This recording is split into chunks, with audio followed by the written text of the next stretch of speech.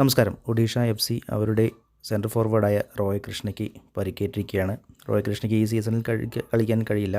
റോയ് കൃഷ്ണയ്ക്ക് പകരമായി പുതിയൊരു ബ്രസീലിയൻ താരത്തെ അവർ കണ്ടെത്തി കഴിഞ്ഞു. ഡോറിൽട്ടൺ ഗോമസ് എന്ന ബ്രസീലിയൻ സെൻട്രൽ ഫോർവേഡിനെയാണ് അവർ സൈൻ ചെയ്തിരിക്കുന്നത്. കേരളത്തിൽ സുപരിചിതനാണ് ഡോറിൽട്ടൺ. കേരള സൂപ്പർ ലീഗിൽ ഫോഴ്സ കൊച്ചിയുടെ താരമായിരുന്നു. കേരള സൂപ്പർ ലീഗിൻ്റെ ആദ്യ സീസണിൽ ടോപ്പ് സ്കോററും ആണ് ഇദ്ദേഹം. എന്തായാലും ഒഡീഷ നല്ലൊരു സൈനിങ് ആണ് നടത്തിയിരിക്കുന്നത്.